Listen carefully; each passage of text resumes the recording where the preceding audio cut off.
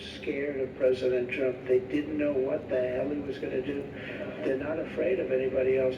So I wouldn't use that word, but they did have respect for me. I knew them all, and they're tough, and they're sharp, and they're at the top of their game, unlike our people.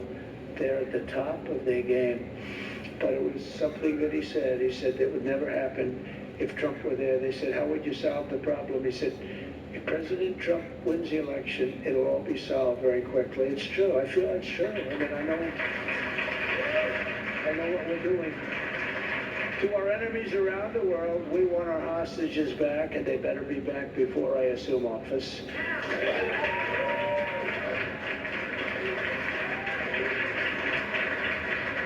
Too bad. Too bad, because so many are gone. You know that. I think most of the people in this room. I watched some of the mothers in Israel saying, oh, my son, but I haven't heard, in 2 years. They have no idea. They're not going to get a good answer. You understand that. It's a very, very bad situation.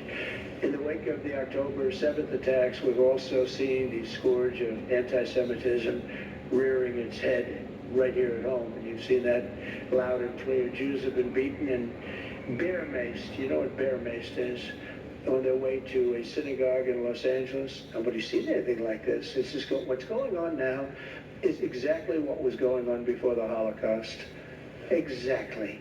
Jewish American businesses have been vandalized, and we've heard chants of death to Israel and death to America, and we've seen the prominent liberals repeat genocidal slogans from the river to the sea. That's not a good slogan. People thought, oh, what does that mean?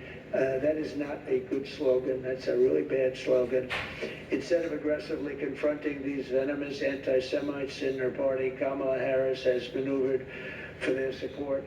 She said the radical demonstrators on college campuses were, quote, showing a human emotion. Oh, that's wonderful, isn't it? Human emotion. When a mob of terror supporters in Washington, D.C. tore down the American flag in front of the Union Station last month, set it on fire, and hoisted the Palestinian flag while assaulting police officers and spray painting magnificent works of art, saying Hamas is coming. On a public monument, the Harris-Biden administration dropped all charges against almost every single one of them. I think every single one, but almost every single one of them. You know, when you spray paint over these magnificent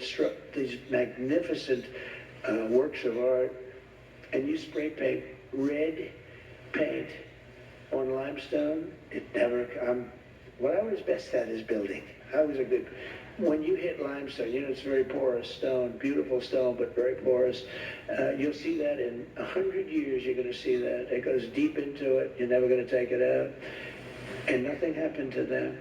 Kamala has long embraced the extremists in her party because she's one of them. She's an extremist, not a smart one. She's not a smart person, but she's an extremist. She defended the infamous anti-Semite Ilhan Omar, beautiful person, and fought to keep her on the Foreign Affairs Committee, all these other guys are afraid to act because of it. When a college student accused Israel of ethnic genocide, Kamala said that she was glad that the student made that comment. She was very happy that she actually said this. Now she'll be denying everything, although I don't think she will, because they do have big numbers, They probably have bigger numbers than we have.